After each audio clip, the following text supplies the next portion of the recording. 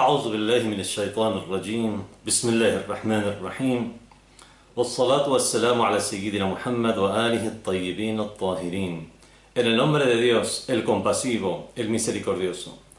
Que las bendiciones de Dios sean con el profeta del Islam Muhammad y los inmaculados imames de su descendencia.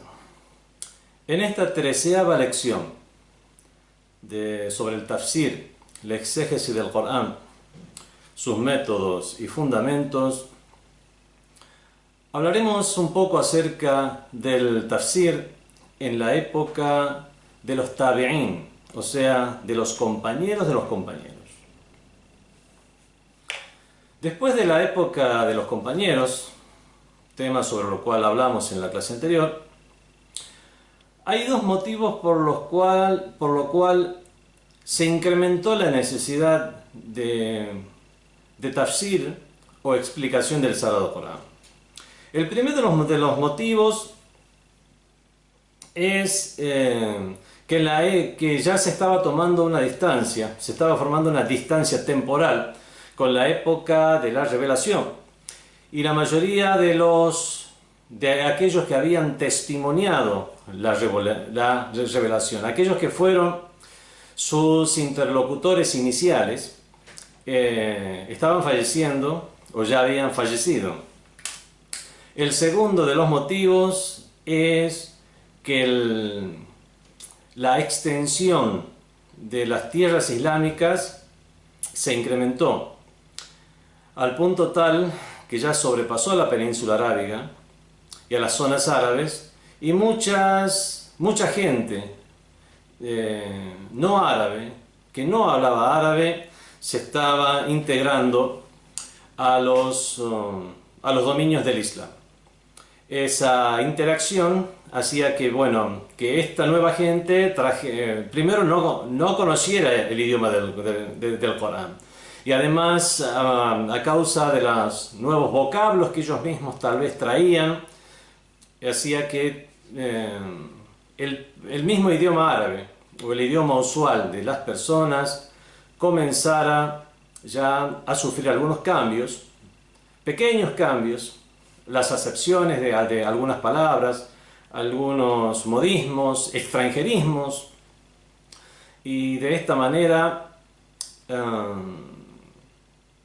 tal vez muchas nociones que fueron reveladas en el Sagrado Corán no fueran entendidas, y es por eso que se sintió que había una mayor necesidad de un tafsir del Sagrado Corán, y algunos de estos tabi'ín, compañeros de los compañeros, procedieron a realizar estas explicaciones a los musulmanes, a los nuevos musulmanes, y esto es algo que ha quedado registrado al punto tal que más de la mitad, podemos decir que más de la mitad del tafsir basado en transmisión que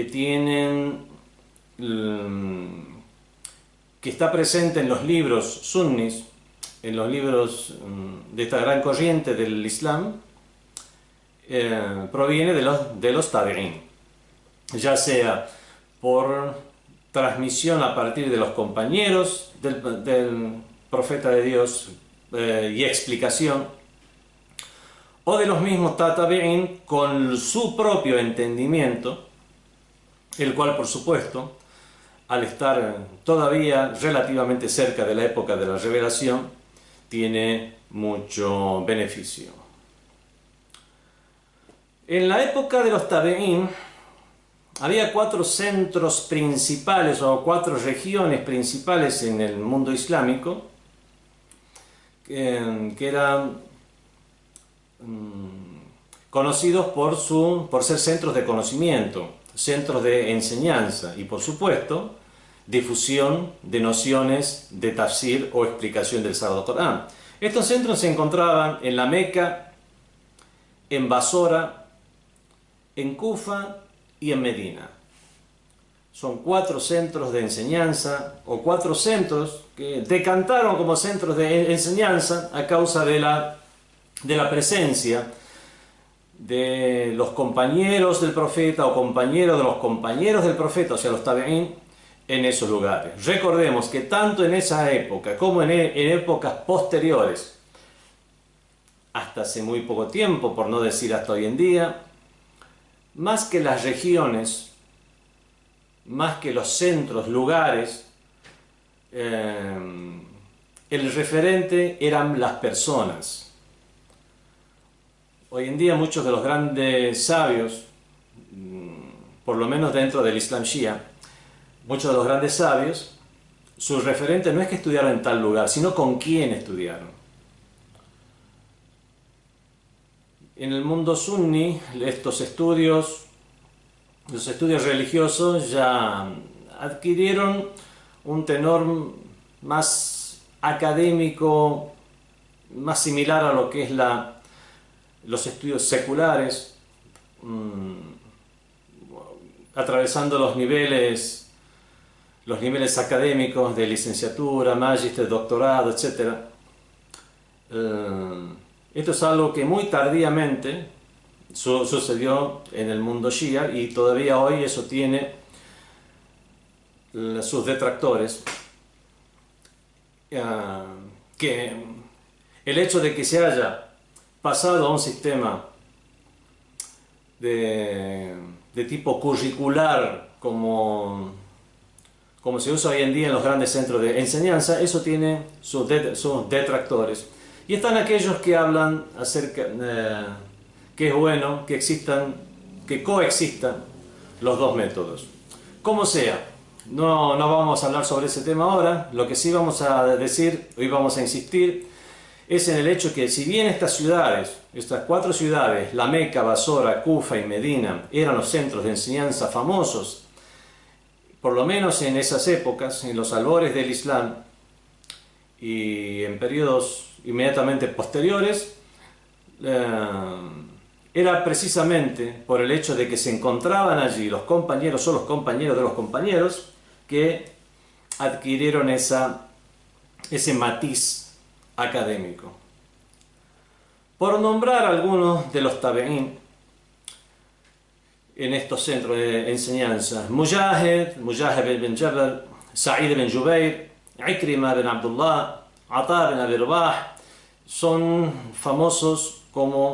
célebres como mufassirin o exégetas de la ciudad de la Meca. Hasan al-Basri, Qatada, Abu al-Aliya son célebres entre los exégetas de la ciudad de Basora.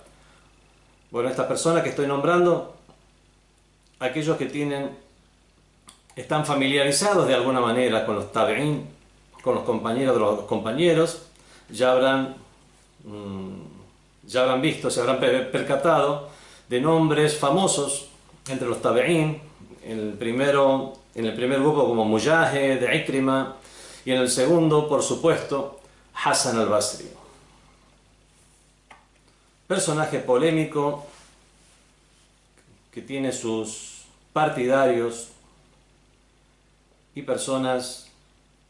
y sus críticos. Entonces Hasan al-Basri, Qatada, Abu al-Aliya eran los exégetas de la ciudad de Basora. As-Suddi, otro de los tabi'ín famosos, Ibrahim al-Nakha'i, Amir al-Sha'bi, eran los exégetas famosos o célebres de la ciudad de Kufa. Y por último, en la ciudad de Medina estaban Sa'id ibn Musayyab, Zayd ibn Aslam, Muhammad ibn Ka'b al-Qurzi y otros más. Y menciono estos nombres porque habrá, como dije, quienes están familiarizados con algunos de los famosos o célebres de entre los tabi'ín. Veamos ahora el currículum, por decirlo de alguna manera, de algunos de estos célebres tabi'ín que fueron reconocidos exégetas o mufassirin del Sagrado Corán. Mujahid ibn Jabr al-Makki fue uno de los discípulos de Ibn Abbas. Se abocó a las ciencias coránicas.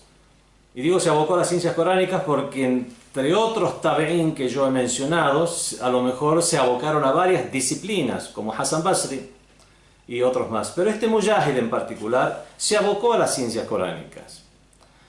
Y de manera tal que él se ufanaba de ello, se enorgullecía, perdón, de ello. Y según él mismo narró, 3 veces el mismo Ibn Abbas le tomó las lecturas. Que tomar la lectura no es tomar a ver si cómo lo habían memorizado, si habían memorizado bien el Corán o no. Ya habíamos hablado que una persona era qari, era lector, cuando no solamente sabía leer y lo memorizaba, sino también conocía los sentidos, significados, nociones e incluso se esforzaba por actuar según esas nociones. Mujahid entonces 3 veces le tomó su lectura. Abdullah ibn Abbas le tomó 3 veces la lectura a Mujahid. Fue uno de los primeros que procedieron a realizar tafsir del Sagrado Corán desde un aspecto racional, realizando él su propio tafsir, no simplemente transmitiendo, sino él comprendiendo nociones del Sagrado Corán y exponiéndolas, por lo cual fue criticado por otros sabios de su época.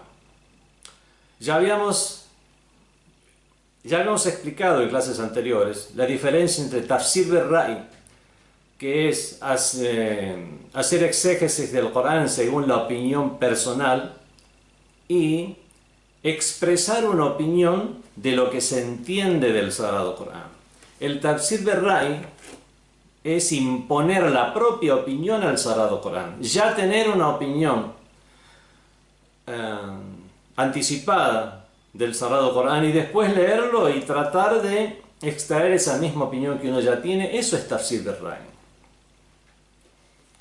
O cuando uno hace exégesis del Sagrado Corán, pero no de una manera razonable. Por ejemplo, personas que no sepan el idioma árabe, simplemente leyendo alguna traducción, hacer una serie de conclusiones. O sea, eso no es razonable.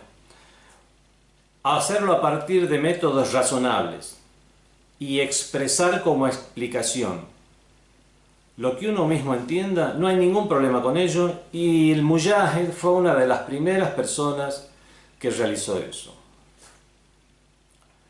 En cambio, otros simplemente procedieron a transmitir lo que sabían del profeta y de los compañeros del profeta. Veamos ahora Sa'id ibn Jubayr. Sa'id ibn Jubayr fue uno de los compañeros, o por lo menos aprendió un tiempo, con el cuarto de los imames de Ahlul Bayt, el imam al-Sajjad, el imam Ali Zayn al-Abidin, alayhi salam. También fue alumno de Ibn Abbas, se considera de la escuela de Tafsir, uno de los integrantes de la escuela de Tafsir de Ibn Abbas. Se dice que él es la primera persona, Sa'id ibn Jubayr, en la época de los tabi'in, que compiló el conocimiento en unos escritos que después quedaron y que del cual se citó en diferentes libros de exégesis coránica posteriormente. Hay aproximadamente unos 100 narradores de aquellos que figuran en las cadenas de transmisión como narradores confiables que transmiten de Sa'id ibn Jubayr.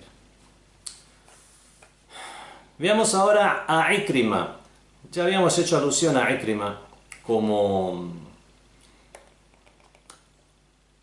persona que transmitió tafsir de Ibn Abbas. Ikrima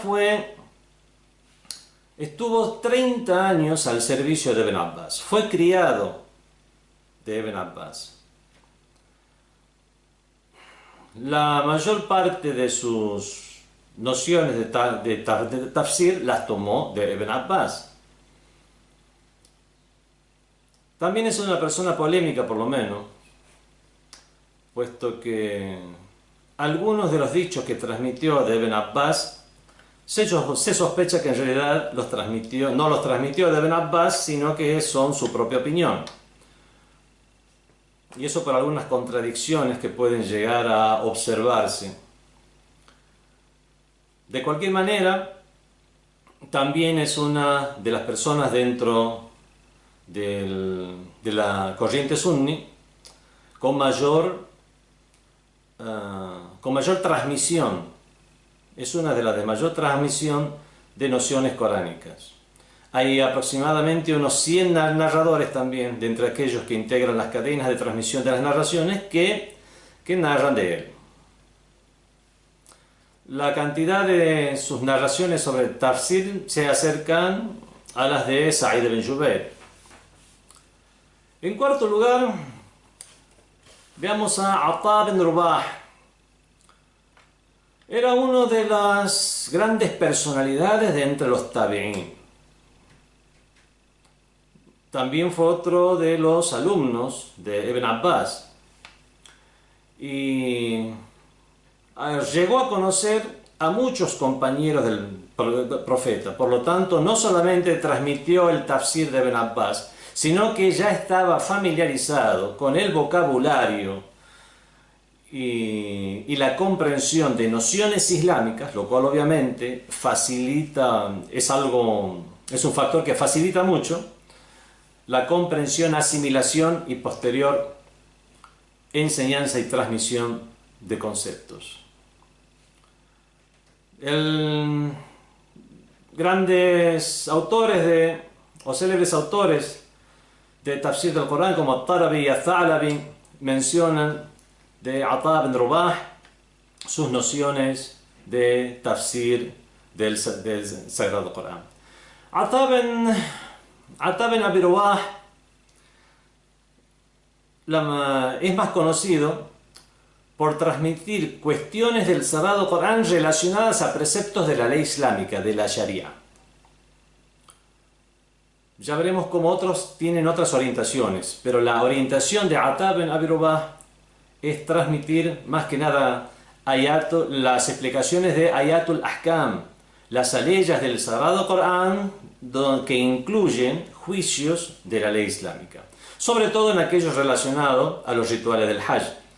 Vamos a encontrar en los libros de tendencia sunni que en la mayor parte de las tradiciones en las cuales se basan para dar una explicación de una ley en particular sobre algo de los rituales del Hajj, siempre estará mencionado Ata ibn Abi Rubah. Luego, en quinto lugar, veamos a Qatada, dicen algunos, Qatada ibn Di'ama as-Sadusi. Era una persona de origen árabe de la ciudad de Basora. Su idioma era el árabe y se especializaba en el idioma árabe. Tiene poesías propias en el idioma árabe. Era una persona que se caracterizaba por tener una memoria prodigiosa. Es más, en su época era mencionado como un ejemplo en cuanto a tener buena memoria. Por ejemplo, decían, fulano de tal tiene tan buena memoria como Qatada. Y él es la persona que después de Mujahid, el primero de los que mencionamos, tiene la mayor parte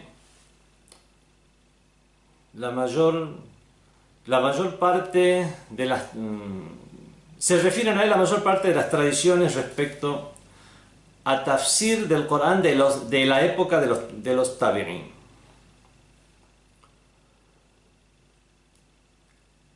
En Qatada, la orientación que se ve en él es que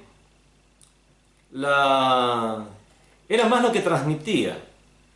Era más lo que él transmitía precisamente por tener una memoria prodigiosa. Era más lo que transmitía de los hadices que conocía del profeta y de las explicaciones del Sagrado Corán que conocía de los compañeros del profeta.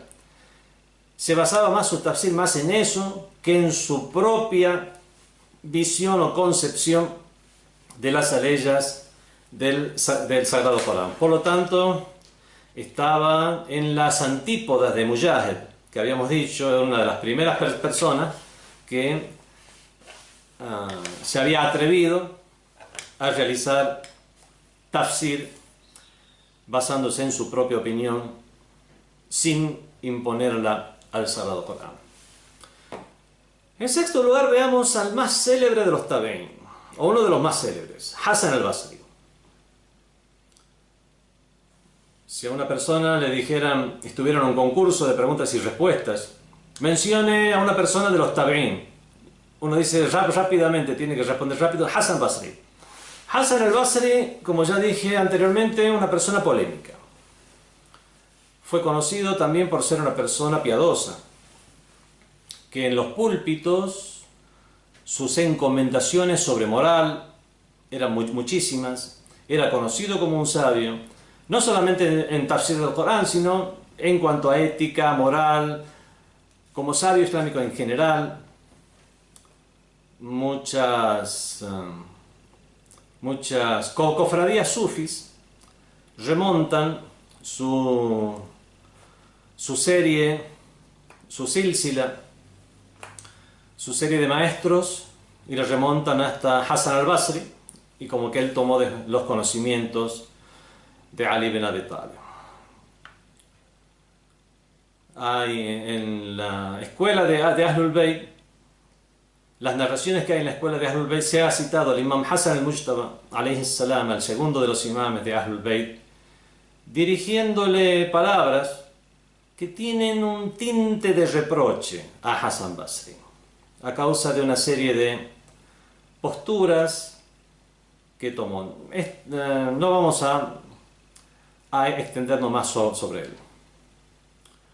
En sus explicaciones sobre el Sagrado Corán, la tendencia que más se veía en Hasan al-Basri era una tendencia a explicar el Sagrado Corán, sobre todo en aquello que tenía un tinte de amonestación, advertencia, consejos religiosos, y era una de las críticas que se le hace, que él transmitía muchas cosas que había escuchado del profeta y de los compañeros del profeta sin mencionar cadenas de transmisión o decir de quién lo escuchó. Recordemos que él no fue un compañero del profeta, y al mencionar algo del profeta debería mencionar de cuál compañero lo escuchó.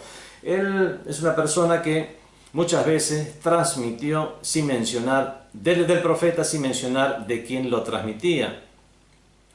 También era uno de aquellos que hacía naql bil ma'na, o sea, transmitir el sentido y no necesariamente las palabras precisas que fueron usados por el profeta o el compañero del profeta.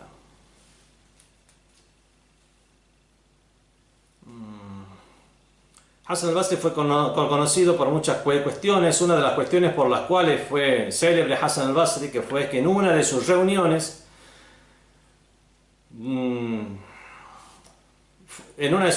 fue que Wasl ibn Ata y Amr ibn Ubaid, los fundadores de los Mu'tazilitas, se separaron de Hasan al-Basri. I'tazalu anhu, se separaron de él. O estaba en la mezquita, i'tazalu, o sea, se fueron al rincón, él y un grupo de personas. Entonces i'tazalu se convirtieron en Mu'tazilitas. No estuvieron de acuerdo con Hasan al-Basri. Ahora no es una clase de teología como para mencionar ese suceso, ya lo he explicado en alguna otra clase de teología. Y la postura que tuvo Hasan al-Basri en ese entonces provocó que se separara un grupo de sus alumnos, que fueron llamados los Mu'tazilitas, que fueron también una y todavía siguen siendo una célebre tendencia teológica entre aquellos que aceptan a los califas, a los primeros 4 califas como tal. En séptimo lugar tenemos a Abu al-Aliya. Abu al-Aliya Rufai' ibn Mihran. Es una persona que ya tenía una edad avanzada y es por eso que había vivido la época de la ignorancia preislámica. Entonces, ¿por qué no es de los compañeros del profeta del Islam? Porque no llegó a conocer al profeta del Islam. Entonces se considera de los tabi'in, porque conoció a los compañeros de los compañeros. Aproximadamente 2 años después de el fallecimiento del profeta del Islam, él se hizo musulmán. Él transmite de Ali ibn Abi Talib, alayhi salam, de Abu Sa'id al-Khudri, de Abu Zar, de Ibn Mas'ud, de Ubay ibn Ka'ba, y así también de Abu Huraira, de Aisha. De todos ellos transmite opiniones respecto a tafsir o exégesis del Sagrado Corán. En octavo lugar tenemos también a otro célebre de los tabi'in mencionado, no solamente en cuestiones de tafsir, sino en general, As-Suddi. As-Suddi es Ismail ibn Abdurrahman, famoso como As-Suddi el Grande, porque después hay otro que se hizo famoso como As-Suddi también, y para hacer una diferencia con este que era más célebre, el otro es llamado As-Suddi Saghir, As-Suddi pequeño. As-Suddi también participó en algunas clases, o en un tiempo se benefició de los conocimientos que impartían el cuarto de los imames, el imam al-Sajjad, el imam Ali Zayn al-Abidin, alayhi salam, y también se benefició del conocimiento de los imames al-Baqir y al-Sadiq, alayhum salam. La mayoría de los expertos en Jarh o Ta'dil o Rijal, que es la disciplina donde se estudia la acreditación o no de las personas que integran la cadena de transmisión de los narradores, la mayoría de los expertos en esta materia consideran a Suddi una persona de confianza. Entre los tabi'in de la ciudad de Kufa es la persona que más dichos relacionados al tafsir tiene. Más o menos un cuarto de los dichos relacionados al tafsir que él dejó como legado los transmite de Abdullah ibn Mas'ud. En noveno lugar tenemos a Masruq. Masruq ibn Ajda' era del Yemen, y en los días durante el califato de Abu Bakr llegó a la ciudad de Medina y después se instaló en la ciudad de Kufa. Él también conoció a Abdullah ibn Mas'ud, aprendió de él y transmitió de él. Los libros principales de los sunnis son as-Sihah as-Sitta, los 6 Sihah o 9 Sihah, según qué libros uno considera entre los 6. Transmite mucho de él, transmite mucho de Masruq, no solamente cuestiones relacionadas al tafsir. Ash-Shu'bi. En décimo lugar tenemos a Shu'bi, Amir ibn Sharahbil Ash-Shu'bi. Era juez en la ciudad de Kufa y era también una de las personas que no se caracterizó en una disciplina en particular como es el tafsir, sino en muchas disciplinas. Es una también de las personas que criticaban, eran muy críticos con aquellos que realizaban una interpretación del Corán con algo fuera de lo transmitido. Era muy estricto y muy rígido en cuanto a que la explicación del Corán solamente debía ser en base a lo transmitido del profeta y de los compañeros. En onceavo lugar tenemos a Ibrahim al-Nakha'i. Ibrahim ibn Yazid ibn Aswad al-Nakha'i, podemos decir que es del segundo nivel de los tabi'in. También fue de la ciudad de Kufa, conoció a Ibn Mas'ud, a Abdullah ibn Mas'ud, y precisamente es de él de quien transmite la mayoría de sus nociones del tafsir, y se convirtió en uno de los célebres maestros de Corán y de tafsir de la ciudad de Kufa. También es una persona que se especializó en Ayatul Ahkam, a leyes relacionadas a la Sharia o la islámica. En doceavo lugar tenemos a Zayd ibn Aslam al-Adawi, uno de los exégetas célebres de la ciudad de Medina en la época de los tabi'in. Tenía muy buena relación con el imam As-Sajjad, con el imam Ali Zayn al-Abidin, alayhi salam. También dejó libros y escritos que su hijo Abdurrahman después transmitió y difundió. Si bien las narraciones o lo que transmite del profeta y de los compañeros, la cantidad de narraciones no son tantas como comparadas con las de otros célebres de entre los tabi'in. En treceavo lugar tenemos a Sa'id ibn Musayyab. Fue uno de los famosos faqih, fuqaha o juristas de la ciudad de Medina, y también que aprendió mucho, fue mucho a las clases de Hassan Basri, y también se convirtió en un sabio en diferentes disciplinas, siendo una de ellas el tafsir del Sagrado Corán. También es una persona de la cual se ha transmitido poco, pero lo suficiente, o menos que otros, pero lo suficiente como para ser tenido como referente en épocas posteriores, cuando se escribieron libros que son hoy más célebres de tafsir del Corán. En 14º lugar, Muhammad ibn Ka'b al-Qurazi. Si vamos a clasificar en niveles a los tabi'in, sería del tercer nivel de los tabi'in. Su padre era judío, del clan de Bani Qurayza.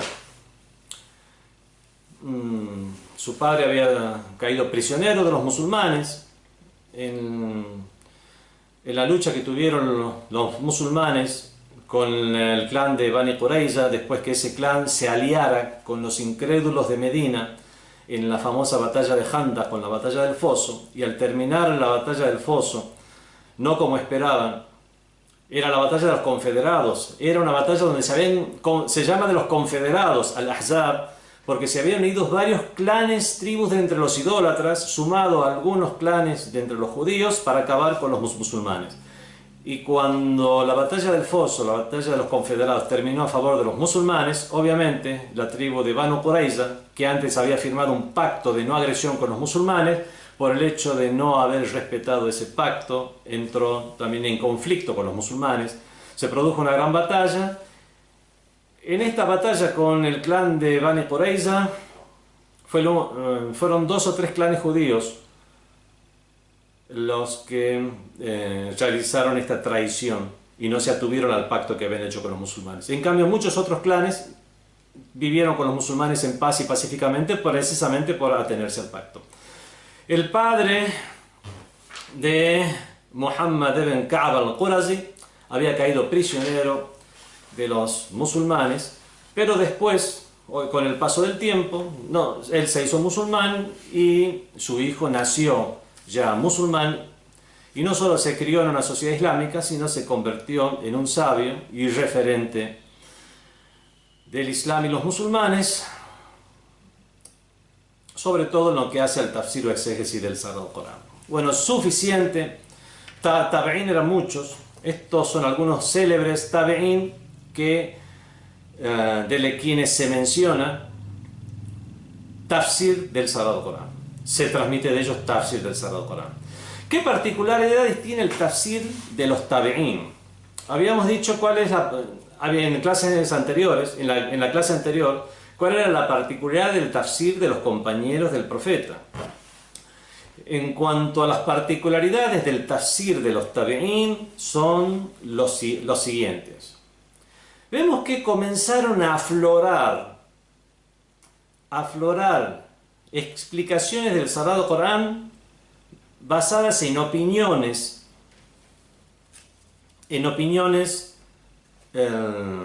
razonables, sin que sea eso una imposición de la propia opinión al Sagrado Corán. Algo que no se vio en la época de los compañeros. Los compañeros del profeta, prácticamente podemos decir que al tener el profeta con ellos, lo que transmitían del profeta lo veían como necesario y suficiente. En cambio, en la época de los tabi'ín veían necesaria esa transmisión del profeta y de los compañeros del profeta, pero tal vez no suficiente a causa de nociones nuevas que entraban desde estos otros pueblos, con civilizaciones más ancestrales, con más antecedentes de civilización, culturas, filosofías, teologías, que al interactuar todas esas nociones que traían estas personas que ahora se hicieron musulmanes, al interactuar con las nociones del mismo Islam, hacía falta o respuestas, o por lo menos plantear la visión del Islam respecto a estos nuevos temas, y obviamente eso no podía hacerse simplemente con la mera transmisión. Por lo menos en el mundo sunni, al no considerar a los imames de Ahlul Bayt como referentes inmaculados, necesitaron valerse del ijtihad, o sea, de la propia opinión, mucho antes que en el mundo shia, quienes se referían a sus imames en prácticamente todos los asuntos. Entonces, una de las características es esa, del tafsir de la época de los tabi'ín. Comenzaron a aflorar al ijtihad u opiniones individuales. Comenzaron a aflorar opiniones que iban más allá de lo zahir o aparente del Sagrado Corán. E incluso hubo quienes se atrevieron a contradecir lo aparente del Sagrado Corán, cosa que, como ya hemos estudiado en las primeras clases, nunca puede haber una contradicción, sino en todo caso una extensión de los juicios y casos de aplicación.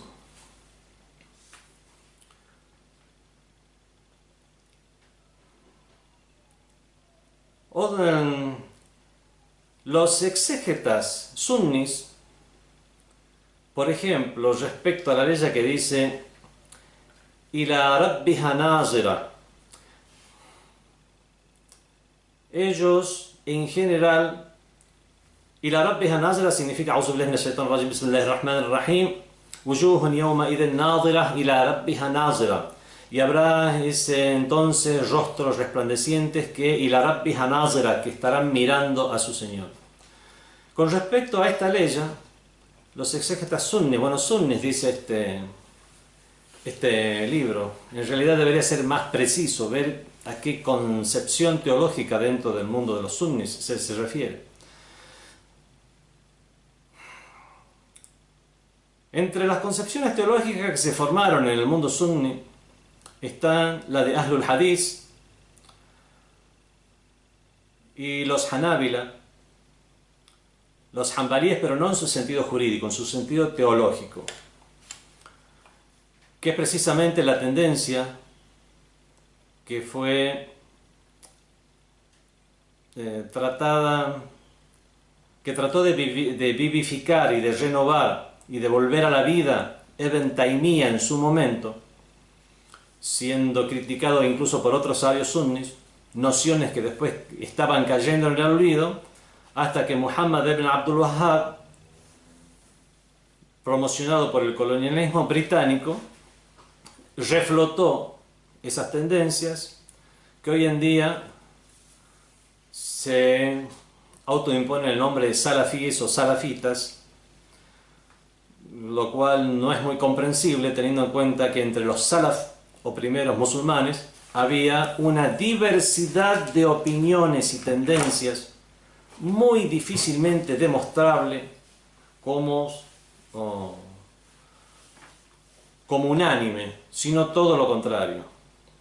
Por lo tanto, decir que se sigue, como salaf, decir que se sigue a los primeros musulmanes es algo realmente muy ambiguo. En todos los casos es a una serie de compañeros, unos 4 o 5 compañeros que tenían una serie de posturas extremas, posturas que la gente de Ahlul Hadith, mucho más exageradamente los Hanabila, recontra exageradamente los Hashwiya. Esta no es una clase de teología para estar explicando. Los Hashwiya serían como la gente de Daesh hoy en día.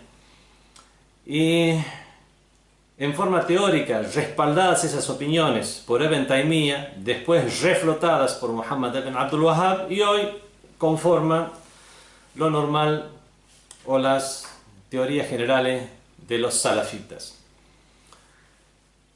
Ellos, por ejemplo, afirman que se puede ver a Dios. En general, según las nociones del Sagrado Corán, comprendemos que no se puede ver a Dios. Dios es el creador de todo. Dios ha creado la imagen, Dios ha creado la dirección, el movimiento, el lugar. Él no está en una orientación como para mirar a un lugar específico y ver a Dios. Él no se encuentra comprendida dentro del espectro de las ondas visuales. Entre las ondas electromagnéticas está el espectro visual, las infrarrojas, las ultravioletas, los rayos X, los rayos gamma. Bueno, Dios no está comprendido dentro de ese rango de ondas electromagnéticas, mucho menos dentro de lo que es el rango visual, como para decir que será visto. Tampoco, y para entrar en opiniones e interpretaciones, los mismos salafíes niegan que haya interpretación en el Sagrado Corán y que todo se dirime con el significado zahir o aparente del Sagrado Corán.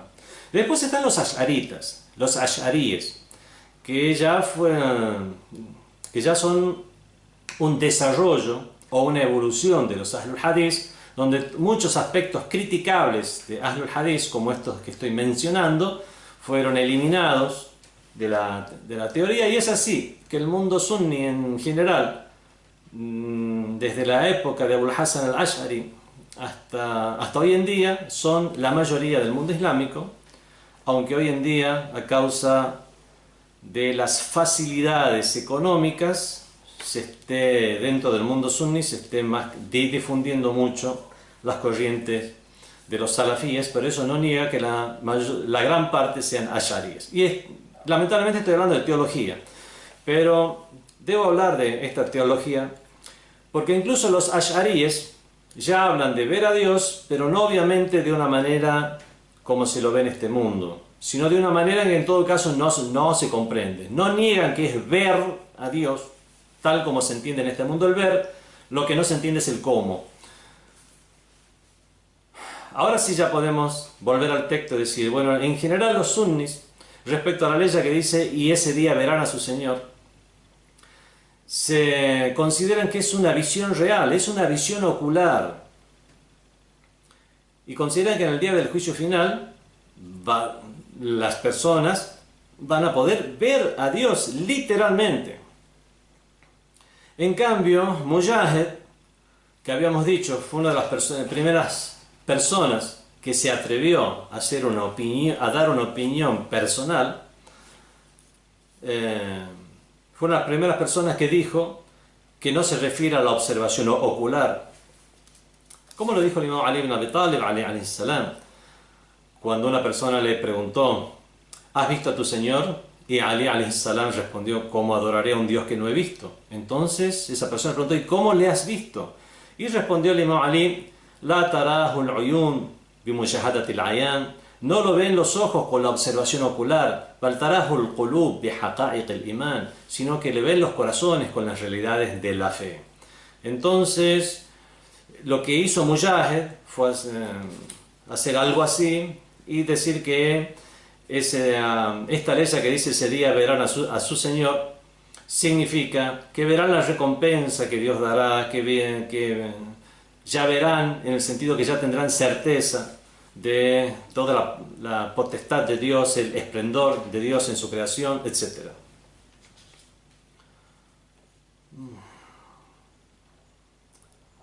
Mujahid, a diferencia de los exégetas del Corán de su época, por ejemplo, tenía la opinión de que aquella ley del Sagrado Corán, que cuando habla de que aquellos judíos que desobedecieron a Moisés fueron convertidos en cerdos y monos, y la ley del Sagrado Corán que dice فَقُلْنَا لَهُمْ كُونُوا قِرَدَةً خَاسِئِينَ, entonces les dijimos sed monos viles o sed simios viles. Él lo interpreta, Mujahid, y dice مُسِخَتْ قُلُوبُهُمْ, son sus corazones los que fueron transformados o alterados.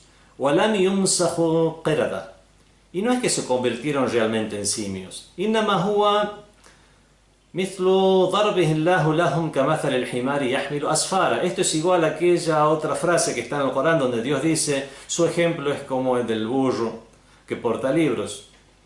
Son simplemente ejemplos que Dios da. Esta es una interpretación de Mujahid. Asimismo, respecto a la ley que dice يَنْزِعُ عَنْهُمَا لِبَاسَهُمَا, aquella ley en la cual se refiere a que Adán y Eva se habrán visto despojados de sus ropas. En realidad aquí libas lo ve a ropas o ropaje o vestimenta, lo ve como una metáfora de taqwa o piedad, que fueron despojados de su comportamiento piadoso. Son interpretaciones que, por ejemplo, hizo Mujahid. Se transmite, estos son ejemplos de los tafsir que hacían los tabi'in. Hasan al-Basri, el célebre y polémico Hasan al-Basri, con respecto a la interpretación que dice وَنَادَى نُوحٌ ابْنَهُ, y clamó o llamó Noé a su hijo, se refiere a su hijo el cual no quiso subir al arca y que se encontró entre los perdedores. Dice que en la ley que dice y llamó Nuh, el profeta Noé, con él sea la paz, a su hijo, él asegura que realmente no era un hijo de él, no era un hijo de sangre de él. Y en todo caso, ahí pone como indicio la ley del Sagrado Corán, que en la cual Noé al pedirle a Dios la salvación de su hijo, le dice Inna ibni min ahli, dice ciertamente que mi hijo es de mi gente.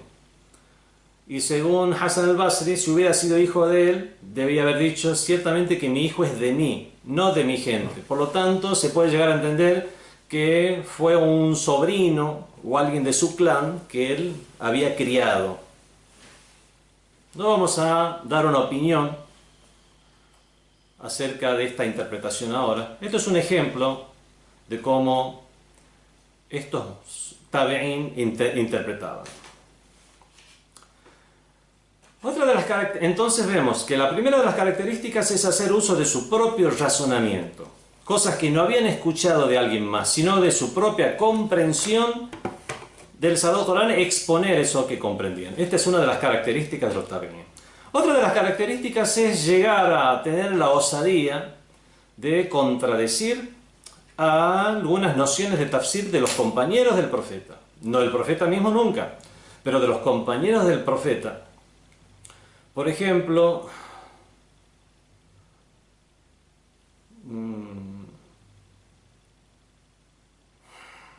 Ibn Abbas, Abdullah ibn Abbas, el compañero del profeta, respecto a la ley que dice أعوذ بالله من الشيطان الرجيم وَمَنْ يَقْتُلْ مُؤْمِنًا مُتَعَمِّدًا فَجَزَاؤُهُ جَهَنَّمْ, en cuanto a quien asesinara a un creyente de manera intencionada, su castigo será el infierno. A él se le había preguntado, a Ibn Abbas, a Abdullah ibn Abbas, se refiere con mu'min o creyente, si alguien matara a una persona que conozca del Islam, que conozca sus normas, que ya sea considerado un creyente, su castigo será el infierno. ¿Qué pasa si es un creyente el que mata al otro creyente? También, bueno, según esta ley y según la interpretación de Ibn Abbas, también sería de esta manera. Y aquí es donde, por ejemplo, Mujahid, el primero de los tabi'in, cuyos análisis propios del Sagrado Corán, que habíamos dicho que eran las primeras personas que hizo análisis propio del Sagrado Corán, él agrega diciendo, a las palabras de Ibn Abbas hay que agregarle a menos que se arrepienta. Eso es algo propio de él, o sea que se anima a contradecir al compañero del profeta, famoso, sabio, Ibn Abbas. Y muchos otros testimonios más de cómo los compañeros del profeta tenían una opinión y hacían acotaciones los tabi'in. Otra de las características que tenían era que también osaban, era mucho más fácil obviamente, contradecir a otros de los tabi'in, a otros sabios de su época, compañeros de los compañeros y célebres.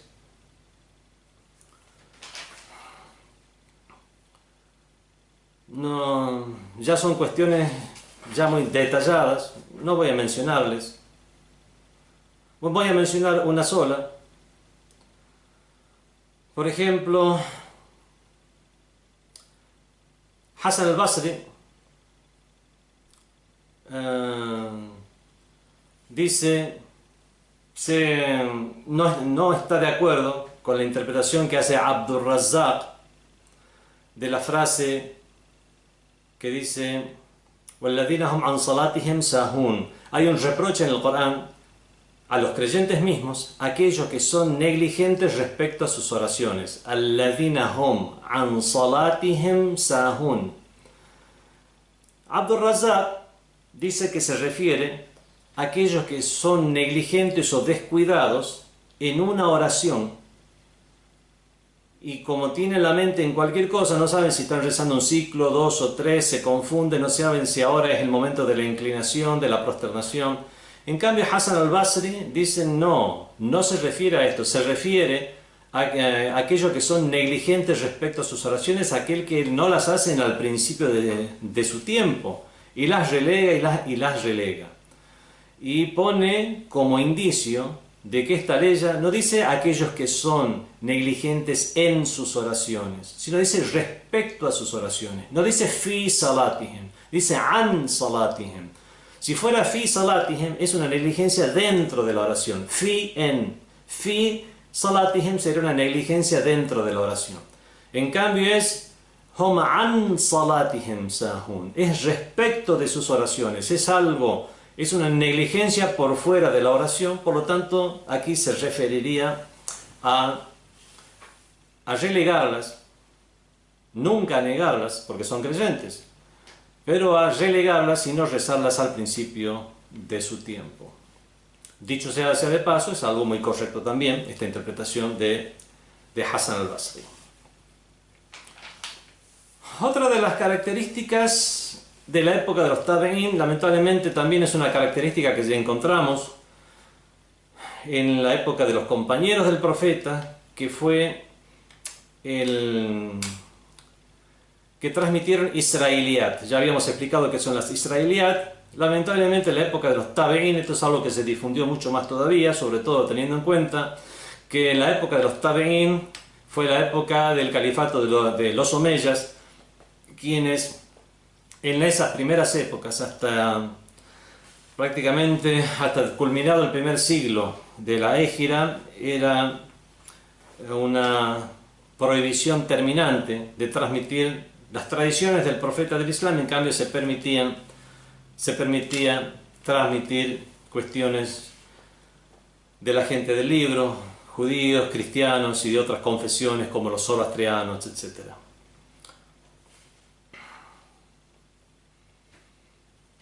Y encontramos en muchos de los tafsir de los tabi'in cuestiones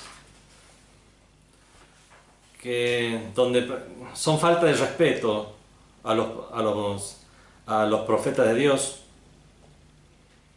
Por ejemplo, en la historia de José, algunos de los tabi'in toman algunas narraciones de la Torá que habían mencionado los judíos, y algunos cristianos también lo transmitían, de que el profeta José también se había visto tentado a caer en el pecado con Zuleija, la esposa de Putifar. Astaghfirullah, es un profeta de Dios. Cuando ese realmente, al llevarse de estas transmisiones de israelidad, no solamente le están faltando el respeto a un profeta de Dios, están contradiciendo al mismo sagrado del Corán, porque en el mismo texto del sagrado Corán no es eso lo que se entiende de ninguna manera.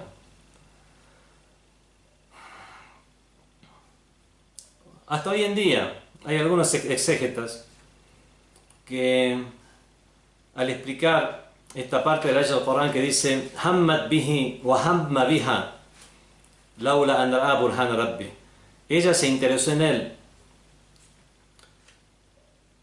y después traducen y él se interesó en ella, cuando esa frase la sacan de contexto. Wa hamma biha laula an ra'a burhan rabbi, la traducción sería y se hubiera interesado en ella si no hubiera sido que vio la prueba o argumento de su Señor. O sea, si no fuera por esas nociones de tawhid, de monoteísmo, por esa gran moral que es la moral de los profetas que tenía en sí mismo, hubiera caído en la tentación como ser humano. Realmente Zuleija era una mujer hermosísima, una mujer hermosa, joven, en los años más vitales de su vida, casada con Putifar, una persona anciana, impotente.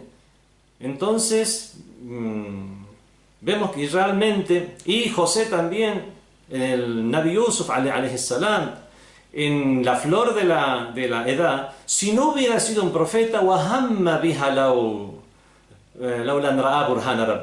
si no hubiera sido por esas características de profeta, hubiera sido normal y natural que yo hubiera interesado en ella, pero no lo hizo. Es condicional esta oración. El mismo Sagrado Corán dice Laula an ra'a burhan rabbi, dice que nunca se interesó por ella, precisamente por la prueba de su Señor. Algunos narran que, bueno, astaghfirullah, que Zuleija tentó a José, a Yusuf alayhi salam, y que José ya estaba por responder afirmativamente a esa tentación, y vio desde lejos, desde la lejanía, a su padre, a Jacob, que dijo no, y ahí esa se supone que es el argumento de su Señor que él vio. Astaghfirullah, esto es un encuentro, es una transmisión de las israeliyat, o sea, es algo que no es genuinamente islámico. Y no podemos llevarnos de los antiguos libros sagrados que están tan alterados hoy en día, lo cual es muy fácilmente demostrable. Los mismos evangelios son más una especie de cronología sobre la vida de Jesús, hijo de María, con él sea la paz, que nociones reveladas al mismo Jesús. Habla también de su elevación a los cielos y lo que pasó después de él. O sea, obviamente no es lo que a él se le reveló. Y con visiones contrapuestas unos de otros, evangelios que fueron después 4 dispuestos como canónicos, siendo que había muchísimos evangelios, hasta que hubo el famoso concilio de Nicea, creo, en el cual se afianzaron 4 como canónicos y los demás como apócrifos, que no significa falsos, sino no reconocidos por la Iglesia. Por lo tanto, había muchos evangelios, hasta que personas se reunieron y dijeron estos 4. Lo mismo pasa con la Torá. Cuando perdieron los judíos la Torá, perdieron el libro sagrado después que cayeron prisioneros en Babilonia y transmitieron la Torá oralmente hasta que fueron liberados por Darío el Persa, etcétera, etcétera. Vemos entonces que el libro sagrado no se mantuvo indemne las revelaciones anteriores y que muchas cosas son de transmisión oral. Y había también rivalidades entre las diferentes tribus de Israel, donde alguna se ufanaba de tener un linaje de tal profeta, entonces otro clan, por envidia o lo que sea, inventaba cuestiones feas relacionadas al grande de ese clan, como era tal o cual profeta. Todas esas cuestiones lamentablemente se transmitieron dentro del cristianismo, se transmitieron dentro del judaísmo, y muy lamentablemente, a causa de esta prohibición de los hadices del profeta que rigió durante el primer siglo de la Égira, llegaron a ingresar estas historias al mundo del Islam, y algunos exégetas del Sagrado Corán transmitieron esto como explicación de estas aleyas. El mismo Sagrado Corán nos dice que esto no fue de esta manera.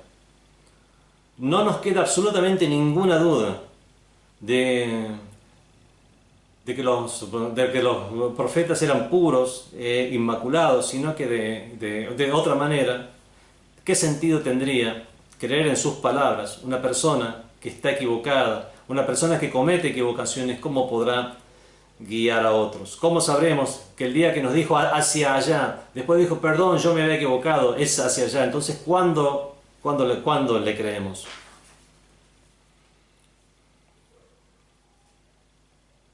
El mismo Sagrado Corán, cuando se refiere a Yusuf alayhi salam, dice innahu min ibadiha al-mukhlasin o mukhlisin. Él es de nuestros siervos sinceros, consagrados, personas escogidas, elegidas. Realmente una persona escogida por Dios puede llegar realmente a querer ser guía para otros si comete un pecado que comete cualquier hijo de vecino. El mismo Sagrado Corán, cuando habla sobre este mismo suceso, no dice in kana qamisuhu qudda min duburin fakadhabat wa huwa min as-sadiqin. Si es que su camisa está rasgada por atrás, ella es la mentirosa y él es el que es veraz. ¿Veraz en qué? En lo que dijo hiya rawadatni, ella es la que me quería tentar. Y vemos cómo el mismo Sagrado Corán después dice وَشَهِدَ شَاهِدٌ مِنْ أَهْلِهَا, y un testigo de la familia de ella dijo, si es que su camisa está rasgada por atrás, significa que él estaba escapando de ella. Él es de los sinceros y de los veraces. Y eso es lo que lo hizo quedar con la frente alta frente a Potifar. O sea, se demostró que él estaba escapando incluso. El mismo Sagrado Corán dice innahu min kaidakunna, esto es de vuestras artimañas.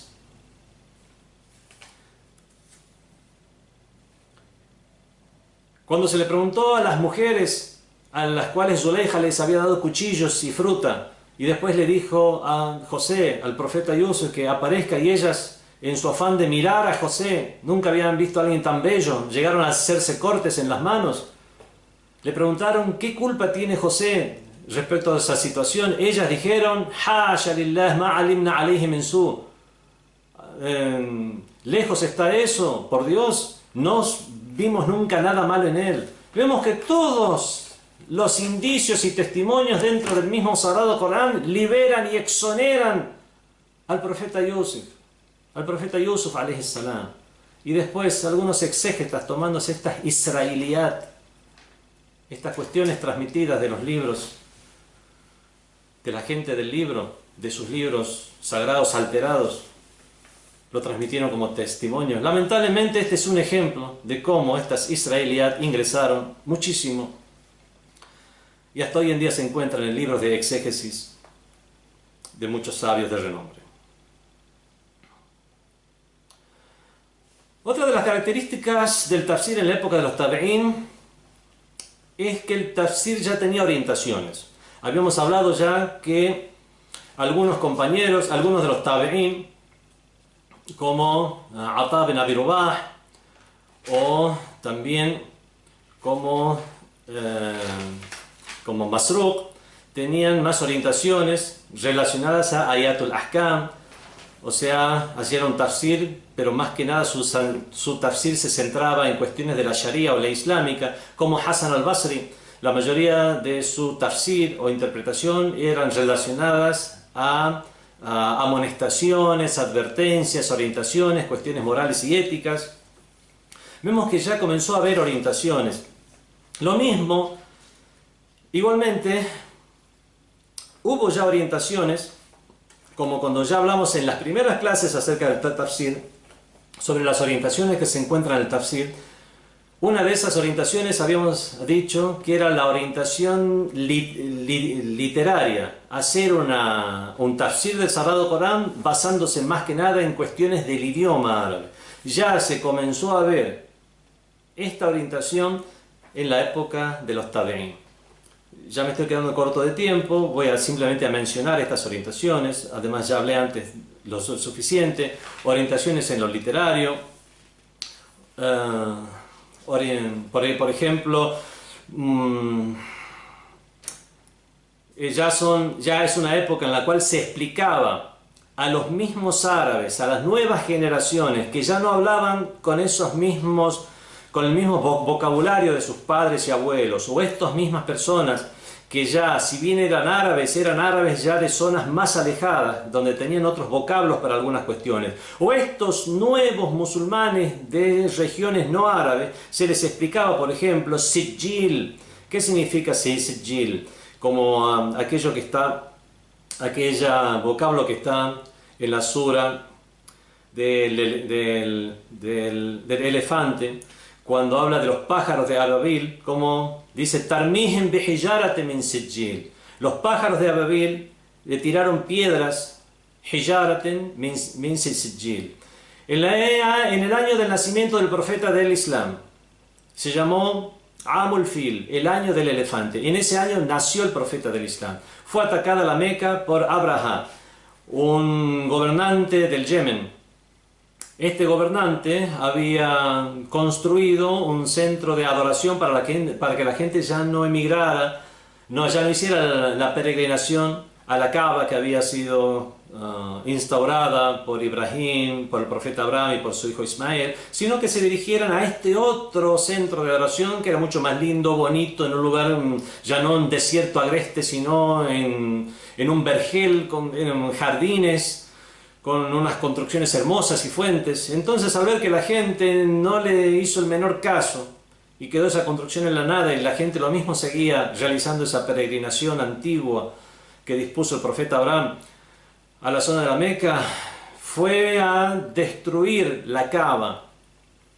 Y ahí se produjo el gran milagro, y fue con un ejército que había unos cuantos elefantes, y es por eso que se llamó su ejército el ejército de los elefantes, y ese año fue conocido como el año del elefante. Se produjo un milagro que antes de que lleguen a la Kaaba, unos pájaros portando unos guijarros, una bandada inmensa de pájaros, comenzaron a arrojarle guijarros a este ejército, y obviamente por un milagro divino, cada uno de estos guijarros terminó matando a cada uno de los soldados que integraban este ejército. El Corán narra este suceso diciendo que los pájaros de Ababil tarmihem bihijarate min sijil, les tiraban una hijara, una piedra de sijil. Entonces le explican, por ejemplo, ¿qué es sijil? Sijil viene del persa sangigil. Sang es piedra, gel es barro. Piedra de barro es guijarro o piedra de arcilla. Y de ahí viene la palabra sijil, tal vez ya no usada por generaciones de árabes posteriores, o sí, pero por lo menos explicaban ya de dónde provenían estos vocablos. Estos son ejemplos de exégesis que hacían estos tabeín, compañeros de los compañeros que tenían orientaciones más que nada literarias o idiomáticas. Estaba también la orientación fiqhi o jurídica, como ya habíamos visto que tenía Mujahid y otros más. Estaba la orientación moral o ética, como la que tenía Hassan al-Basri, etcétera, etcétera. Los métodos del tafsir. Entre los métodos del tafsir ya habíamos hablado que métodos del tafsir podemos diferenciar entre los métodos de un exégeta u otro según las fuentes que usa. En este caso, las fuentes que usaron los tabeín son el Corán, el Hadith, las cuestiones relacionadas a Asbab al-Nuzul, las causas de la revelación, los dichos de los compañeros, para ellos también era una fuente para el tafsir, el idioma de los diferentes clanes árabes, lamentablemente lo que escuchaban de las narraciones de la gente del libro, las israelíes, el aql, el intelecto. Vemos que el Corán el Karim lamentablemente se le ponía poca atención. Tal vez después veamos por qué. Era precisamente por la corriente teológica que después ya se iba tomando lugar y conformando, como la de Ahlul Hadith, donde más se tomaba en cuenta el Hadith que el Corán. Los Hadith del profeta, a pesar de que había una prohibición de transmitir los hadices, lo que se escuchaba, lo que se transmitía oralmente de un sabio a un alumno, era tomado como fuente, pero vemos también, a causa de la prohibición imperante, esto era algo que no era de una manera académica. Las causas de la revelación, los dichos de los compañeros, no había ningún problema con transmitir los dichos de los compañeros. Entonces vemos que el Corán, el Karim, el Sagrado Corán, los hadices del profeta y el aql, el intelecto, lamentablemente es lo que menos se usaba. Se usó, pero es lo que menos se usaba cuando debería haber sido las fuentes principales de su tafsir o exégesis del Sagrado Corán. El valor y consideración del tafsir que hacían los tabi'ín. Para las corrientes sunis obviamente tienen un valor muy grande. Para aquellos que seguimos a Ahlul Bayt, para nosotros es de respeto y de análisis, siempre que sea un análisis de tenor académico y objetivo. Pero tenemos que recordar que era una época en la cual todavía se encontraban los imames de Ahlul Bayt, y precisamente esto es lo que marca una diferencia en la concepción del tafsir y en considerar o no a los dichos de los imames como fuente del tafsir o no, el hecho de seguir las palabras del profeta que decían: dejo entre vosotros el libro de Dios y mi descendencia. Aquellos que tomaron el libro de Dios junto a Ahlul Bayt, como dijo el profeta, y se encuentra este hadith en los libros de hadices de las diferentes corrientes del Islam, sunni y shias, quienes hicieron caso a estas palabras del profeta del Islam, consideraron las palabras de Ahlul Bayt. Y aquellos que consideraron las palabras de quien dijo: Hasbuna kitabullah, nos es suficiente el libro de Dios, se vieron obligados a valerse de estas herramientas, instrumentos de los cuales se valieron los compañeros y los tabi'ín y los exégetas de las épocas posteriores. En la próxima clase ya veremos más específicamente el tafsir según Ahlul Bayt, la gente de la casa del profeta. Wassalamu alaikum wa rahmatullahi wa barakatuh.